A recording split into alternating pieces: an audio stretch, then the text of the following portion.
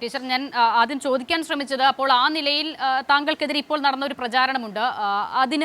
അത് വളരെ വാസ്തവ വിരുദ്ധമായ ഒരു കാര്യം. അപ്പോൾ അതിങ്ങനെ പ്രചരിപ്പിക്കുമ്പോൾ ഒന്ന് ചെക്ക് ചെയ്താൽ അതിന്റെ യാഥാർത്ഥ്യം അറിയാം എന്നിരിക്കെ പോലും കോൺഗ്രസിന്റെ ഏറ്റവും പ്രധാനപ്പെട്ട നേതാക്കളടക്കം ഇപ്പോൾ ചാനൽ ചർച്ചകളിലൊക്കെ സജീവ മുഖങ്ങൾ പോലും അതിങ്ങനെ പ്രചരിപ്പിക്കുകയാണ്. അപ്പോൾ താങ്കളെ ലക്ഷ്യം വെച്ച് അങ്ങനെ ഒരു ആക്രമണം നടക്കുമ്പോൾ അത് എന്തുകൊണ്ട് എന്നുള്ളത് താങ്കൾ ചിന്തിച്ചിരുന്നോ? ഇത്തരം മണിക്കൂറുകളുടെ പോലും ആയുസില്ലാത്ത ഒരു ആരോപണം എങ്ങനെ ഈ കൂട്ടർക്കൊക്കെ ഇങ്ങനെ പടച്ചുവിടാൻ കഴിയുന്നു എന്നതിന്റെ ഒരു പേടിപ്പെടുത്തേണ്ട ഒരു സാഹചര്യം കൂടിയുണ്ടല്ലോ. അതിനെപ്പറ്റി ആലോചിച്ചിരുന്നോ താങ്കൾ?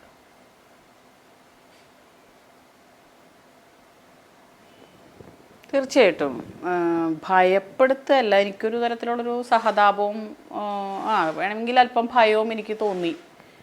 സഹതാപം തോന്നാൻ കാരണം ഞാനൊരു പൊതുപ്രവർത്തകയാണ്. അതൊക്കെ ഈ പച്ച നുണ, ഇവർക്ക് ഇത്ര ആയുസ് ഉണ്ടാവാൻ വഴിയില്ല എന്നുള്ളൊരു ബോധ്യം ഇതിൻ്റെ വീഡിയോ ചെയ്ത ആളുകൾക്കും ഇതിൽ പ്രചരിപ്പിക്കുന്നവർക്കും ഇപ്പോഴും അതിൽ ഉറച്ചു നിൽക്കുന്നവർക്കും ചില ആളുകളൊക്കെ ഉണ്ടല്ലോ, അവർക്കും അറിയാഞ്ഞിട്ടല്ല എന്ന് ഞാൻ കരുതുന്നില്ല. അവർക്കൊക്കെ ഇതറിയാം. പക്ഷേ അല്പസമയമെങ്കിലും ഇന്നിപ്പോൾ നമ്മൾ ഈ സംസ്ഥാനത്ത് ചർച്ച ചെയ്യപ്പെടേണ്ട ഒട്ടേറെ വിഷയങ്ങളുണ്ട്. ലൈംഗികമായ അപവാദങ്ങളുണ്ട്, അല്ലെങ്കിൽ അതിൻ്റെ തെളിവുമായി വന്നിട്ടുള്ള വിഷയങ്ങളുണ്ട്. UDF-നകത്ത് തന്നെ വലിയ പ്രശ്നങ്ങളും കാര്യങ്ങളൊക്കെ നടക്കുന്നു. നിയമസഭയ്ക്കകത്ത് നിരായുധരായി UDF നിൽക്കുന്നു, കോൺഗ്രസ് നിൽക്കുന്നു. ഇത്തരത്തിലൊരു സാഹചര്യത്തിൽ അതൊന്നും അവരുടെ ആ നിസ്സഹായാവസ്ഥ മറയ്ക്കാൻ ഇപ്പോൾ നമ്മൾ ഈ ചർച്ചയുടെ സമയം അവർക്ക് ഗുണകരമാകുന്നു എന്നുള്ളൊരു യാഥാർത്ഥ്യമാണ്. അത്തരം ചില യാഥാർത്ഥ്യങ്ങൾ കണ്ടുകൊണ്ടായിരിക്കാം ഇത്തരം കാര്യങ്ങൾ അവർ ചെയ്തിട്ടുള്ളത് എന്നാണ് ഞാൻ കരുതുന്നത്. അല്പസമയത്തെങ്കിലും ശ്രദ്ധ തിരിക്കുക, സമൂഹത്തിൻ്റെ ശ്രദ്ധ തിരിക്കുക. അപ്പോൾ കുറച്ച് ദിവസം ഇതിൻ്റെ ചർച്ചയും കാര്യങ്ങളും കേസും ഒക്കെ ആയിട്ട് പോകും. അപ്പോൾ അതിൻ്റെ പിന്നാലെ പോവുക. പിന്നെ നമ്മളെ സംബന്ധിച്ചിടത്തോളം ഒരു ലൈംഗിക ദാരിദ്ര്യം അനുഭവിക്കുന്ന ഒരു ചെറിയ ന്യൂനപക്ഷമെങ്കിലും കേരള സമൂഹത്തിലുണ്ട്. കുറേ മാറ്റം വന്നിട്ടുണ്ട്. പക്ഷേ ഈ ലൈംഗിക വൈകൃതവും ലൈംഗിക ദാരിദ്ര്യത്തെയും മുതലെടുത്തുകൊണ്ട് ചില വീഡിയോകളും എന്താ പറയുക കമൻറ്റുകളും ഒക്കെ ഇടുമ്പോൾ അത് കണ്ടും കേട്ടും ആത്മരതി കൊള്ളുന്ന വളരെ തരം താഴ്ന്ന മാനസികാവസ്ഥയുള്ളവരും നമ്മുടെ കൂട്ടത്തിലുണ്ട് എന്നുള്ളത് കൊണ്ടാണല്ലോ ഇത്തരത്തിലുള്ള ആളുകൾ ഇത് പടച്ചുവിടുന്നത്. അതാണ് ഞാൻ അതിൽ കരുതുന്നത്. അപ്പൊ അതില് നമ്മുടെ ശ്രദ്ധ തിരിക്കുക. രാവിലെ സംസാരിച്ചപ്പോൾ താങ്കൾ ഇതിൽ പ്രതിപക്ഷ നേതാവ് VD സതീശന്റെ കൂടി അറിവോടെയാണ് എന്നൊരു പ്രതികരണം താങ്കൾ നടത്തിയതായി കണ്ടു. എന്തുകൊണ്ടാണ് അങ്ങനെ ഒരു തോന്നലിലേക്ക് എത്തിയത്? ഇപ്പോൾ ഈ വിഷയം ഇത്രമാത്രം ചർച്ചയാകുന്ന ഘട്ടത്തിൽ പ്രതിപക്ഷ നേതാവ് അടക്കം പ്രതിരോധം തീർക്കാനായി പറയുന്നത് CPIM തന്നെ താങ്കൾക്കെതിരെ അല്ലെങ്കിൽ താങ്കളുടെ പാർട്ടിക്കെതിരെ CPIM തന്നെ പടച്ചുവിട്ടൊരു ആരോപണം എന്ന നിലയിൽ അവർ അതിനെ പ്രചരിപ്പിക്കാൻ ശ്രമിക്കുന്നുണ്ട്. ഈ രണ്ട് കാര്യങ്ങളും ശ്രദ്ധിച്ചിരുന്നോ?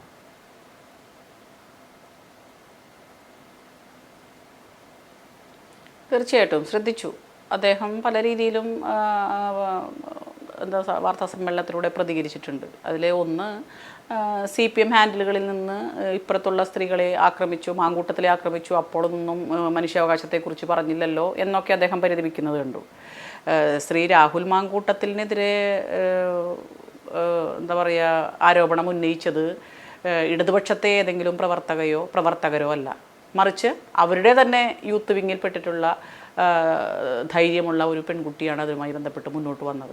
അത് ബോധ്യപ്പെട്ടതാണ് എന്ന് മാധ്യമങ്ങൾക്ക് മുൻപേ കേരള രാഷ്ട്രീയത്തിന് മുൻപാകെ തുറന്നു പറഞ്ഞതും ബഹുമാനപ്പെട്ട പ്രതിപക്ഷ നേതാവ് തന്നെയാണ്. അതിൽ അദ്ദേഹത്തെ കുറച്ച് കാണുന്നില്ല. വളരെയധികം സന്തോഷത്തോടുകൂടി ഞാനത് അംഗീകരിക്കുന്നു. അപ്പോൾ എന്നിട്ട് പിന്നെ അദ്ദേഹം തന്നെ ഇനി അത് മാത്രമല്ലല്ലോ, രാഹുൽ മാങ്കൂട്ടത്തിലിനെ നമ്മുടെ നിയമസഭയ്ക്കകത്ത് അവരുടെ നിയമസഭാ കക്ഷിയുടെ സ്ഥാനത്ത് നിന്നും മാറ്റുന്നു. അതിലുൾപ്പെട്ടൊരു അംഗം എന്നുള്ള നിലയിൽ മാറ്റി നിർത്തണമെന്ന് സ്പീക്കർക്ക് കത്ത് നൽകുന്നു. അപ്പോൾ ഇതിൻ്റെ ഭാഗമായി അദ്ദേഹം ഒറ്റപ്പെട്ട് കയറി തിരിച്ചു പോകുന്ന സാഹചര്യമൊക്കെ നമ്മൾ കാണുകയാണ്. എന്നിട്ട് അതിൻ്റെ പാപഭാരവും വേറെ ഏതെങ്കിലും രാഷ്ട്രീയ പ്രസ്ഥാനത്തിന് തലയ്ക്ക് മുന്നിൽ കെട്ടിവയ്ക്കുന്നത് വളരെ ബാലിശമാണ്. അതങ്ങനെ അദ്ദേഹം അത് പറഞ്ഞതുകൊണ്ട് രക്ഷപ്പെട്ടില്ലല്ലോ. അദ്ദേഹം പറഞ്ഞ കാര്യങ്ങളും അദ്ദേഹം എടുത്ത നിലപാടുകളും കേരള സമൂഹത്തിൻ്റെ മുന്നിൽ നിൽക്കുകയല്ലേ.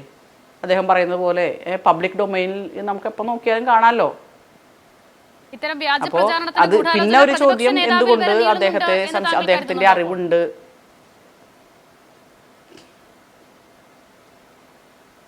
അല്ല, അത് ഒരു രാഷ്ട്രീയ പ്രസ്ഥാനത്തിൻ്റെ നേതൃത്വ സ്ഥാനത്തിരിക്കുന്ന വ്യക്തികൾ അറിയാതെ ഇത്രയ്ക്ക് വ്യാപകമായി കോൺഗ്രസ് ഹാൻഡിലുകളിൽ നിന്ന്, അതും അതിൻ്റെ തുടക്കം കുറിച്ചത് പറവൂരിലെ കോൺഗ്രസിൻ്റെ മണ്ഡലം സെക്രട്ടറിയിൽ നിന്ന് ഒക്കെ ആരംഭിക്കുമ്പോൾ പിന്നെ നമ്മൾ ആരെയാണ് പറയേണ്ടത്? നമ്മൾ ആരെയാണ് സംശയിക്കേണ്ടത്?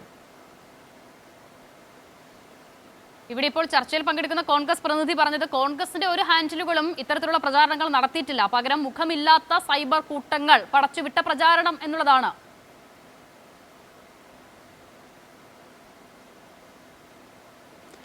അല്ലല്ലോ, ശ്രീ ഷെരീഫ് അദ്ദേഹത്തിൻ്റെ പോസ്റ്റ് അദ്ദേഹം പിൻവലിച്ചു പോയി.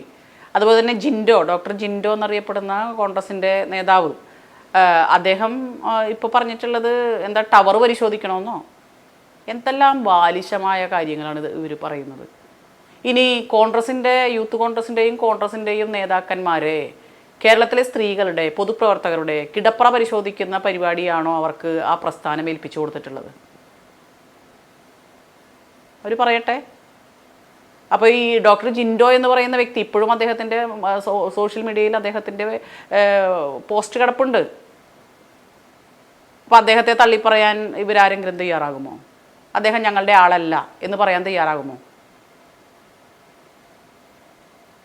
ഇനി ശ്രീ ഗോപാലകൃഷ്ണൻ, പറവൂർ സ്വദേശിയായിട്ടുള്ള ശ്രീ ഗോപാലകൃഷ്ണൻ, അദ്ദേഹം മീഡിയയിൽ വന്ന് പറഞ്ഞിട്ടുണ്ടല്ലോ, ഞാൻ ബഹുമാനപ്പെട്ട പ്രതിപക്ഷ നേതാവിന് വേണ്ടി, കോൺഗ്രസിന് വേണ്ടി പോസ്റ്റുകൾ കൈകാര്യം ചെയ്യുന്ന വ്യക്തിയാണ് എന്ന് അദ്ദേഹം പറഞ്ഞിട്ടുണ്ടല്ലോ. നമ്മുടെ മാധ്യമങ്ങളിലായി കണ്ടതല്ലേ.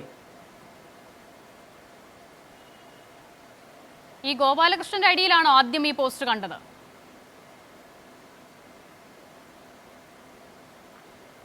അതെ, എൻ്റെ ശ്രദ്ധയിൽപ്പെട്ടത് ഐഡിയിലാണ്. അതിനുശേഷമാണ് മറ്റ് ഐഡികളിലും ഒക്കെ വ്യാപകമായി ഇത് പ്രചരിപ്പിച്ചുകൊണ്ടിരിക്കുന്നത്.